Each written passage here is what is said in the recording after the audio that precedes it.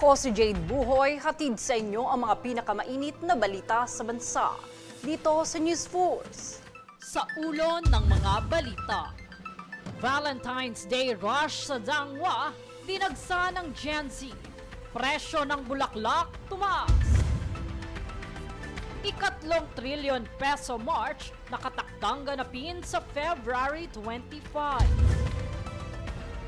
Libreng pay awards para sa PhilHealth Direct Contributors, plano ng DOH. Patuloy na paglaganap ng sabong at sugal, kinwestiyon ni Senador Raffy Tulfo.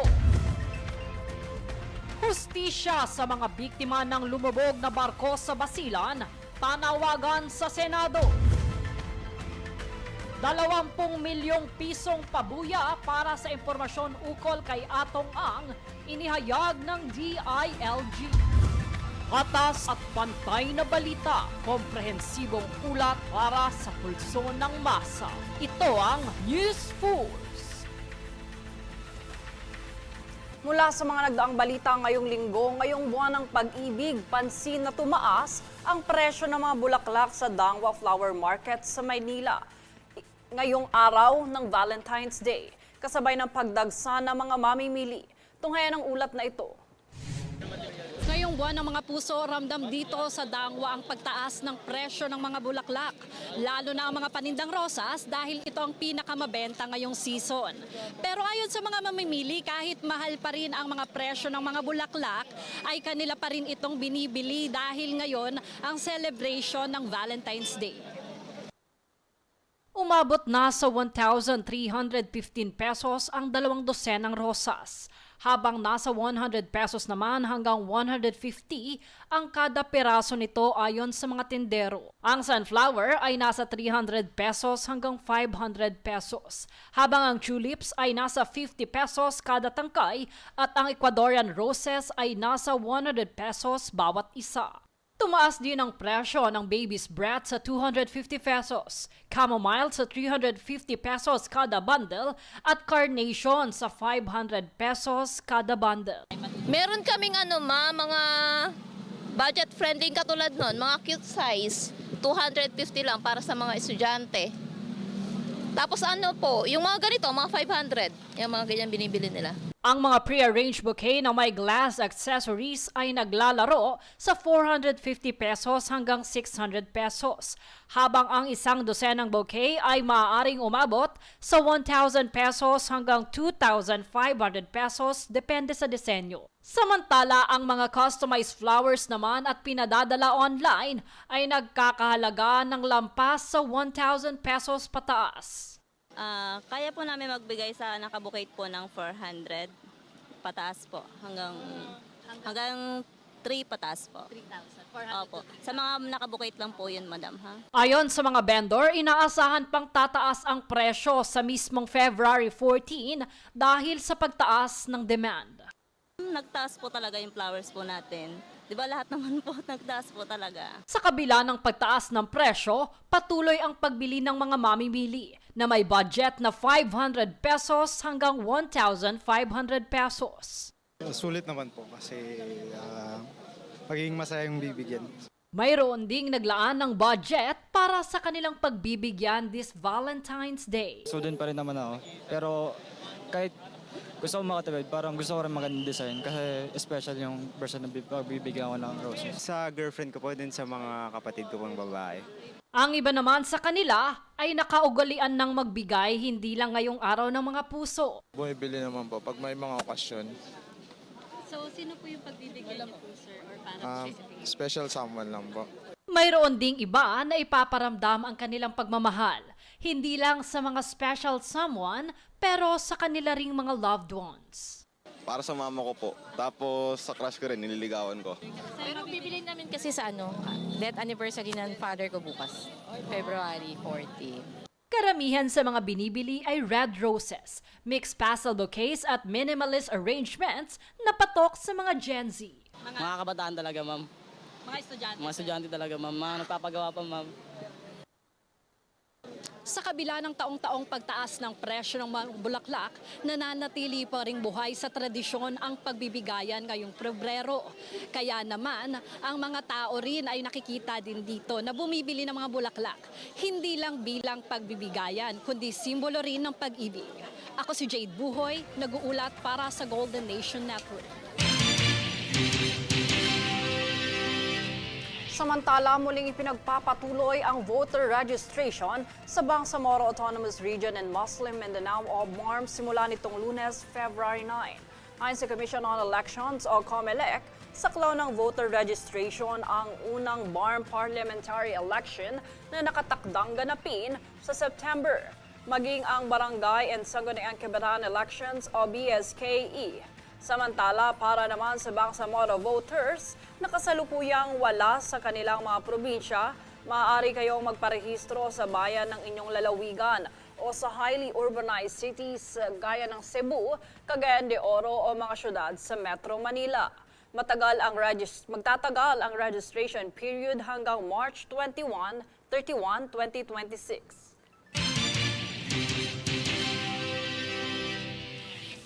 Sa ibang balita, nakatakdang ganapin sa darating na 40th EDSA People Power Revolution Anniversary ang ikatlong trillion peso march. Pangungunahan ito ng church groups at civil society na anilay kampanya laban sa korupsyon at political dynasty.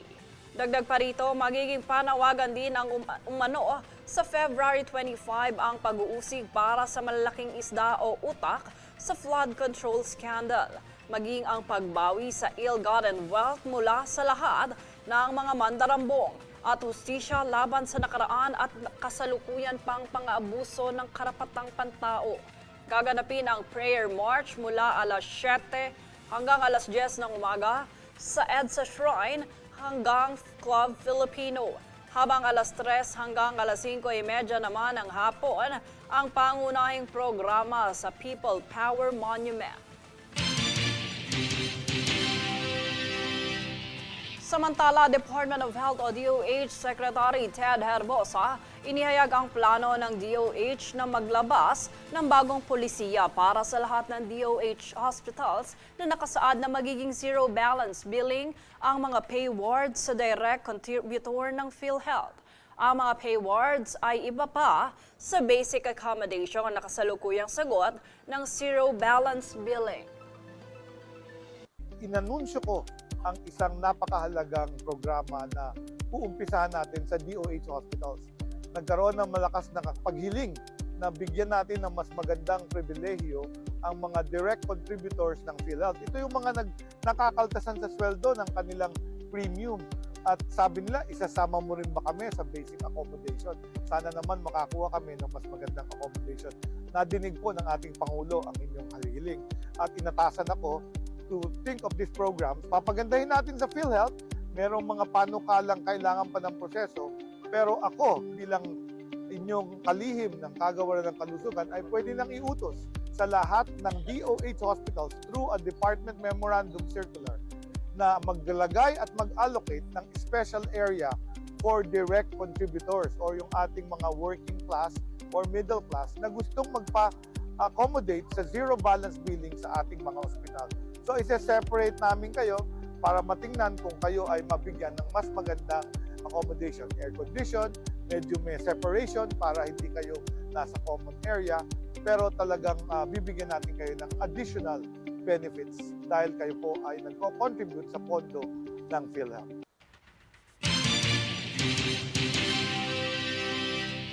Sa parehong kagawaran, mababantayan na sa DOH Drug Price Watch website ang presyo ng mga pinakamurang gamot, maging ang gamot para sa alta presyon. Ayon sa Department of Health o DOH, mahalaga ang tuloy-tuloy na pag-inom ng maintenance medicine upang maiwasan ang paglala ng mga kondisyon tulad ng diabetes at hypertension na maaaring magresulta sa sakit sa puso. Sa pamamagitan ng nasabing website o pag-scan lamang sa QR code, maaaring alamin kung saan makakabili ng gamot sa pinakamababang presyo. Sa iba pang ulat, nagbabala ang Department of Foreign Affairs o DFA sa mga Pilipinong naghahanap ng trabaho sa ibang bansa laban sa mga job offer na posibleng palihim na may kaugnayan sa foreign armed forces. Kasunod ito ng kumalat na video sa social media kung saan ayon sa isang OFW, na-recruit siya para sa isang logistic role. Ngunit ibang trabaho ang kanyang natanggap pagdating sa Russia. Sa abiso ng DFA, binigyan diin nitong ang pagkakasangkot sa hidwaan ng ibang bansa o foreign conflict ay posibleng paglabag sa batas ng bansa at maaaring magresulta sa pagkawala ng citizenship. Paalala ng ahensya, beripikahin ng maigi ang job offers, recruitment agency, maging ang employer sa Department of Migrant Workers o DMW, at maging mapanuri laban sa mga iligal o mapanlinlang na recruitment upang hindi malagay ang buhay at kapakanan sa seryosong panganib. Nananawagan naman si Senador Raffy Tulfo ng mas mahigpit na patakaran at pananagutan sa pagpapatupad ng Classroom Infrastructure Project. Sa pagdinig ng Senado, kanyang binatikos ang mga kontraktor na sangkot sa pagkakaantala at depektibong pagpapatayo. Sinabi ng mga mambabatas na patuloy ang pagsusuri upang masigurong dekalidad at sapat ang mga silid-aralan para sa mga mag-aaral.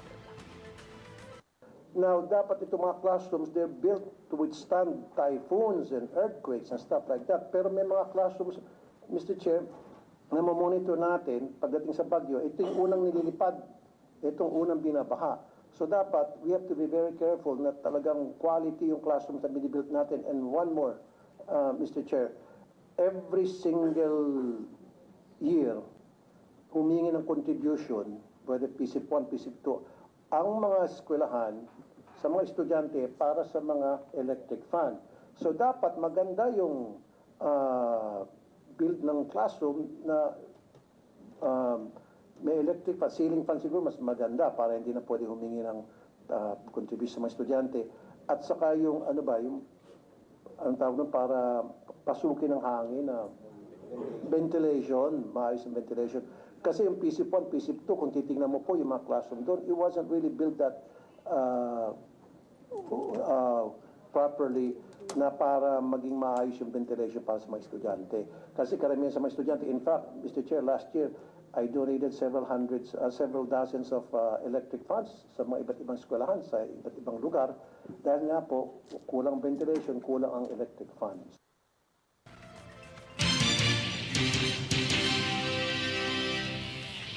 Susunod sa News Force. Senadora Risa Ontiveros handang kumandidato sa anumang pwesto sa 2028. Investigasyon sa absent files panawagan ng Gabriela. Nationwide WPS Mural Festival 2026 inilunsad. Manatiling nakatutok para sa higit pang mga balita sa pagbabalik ng News Force.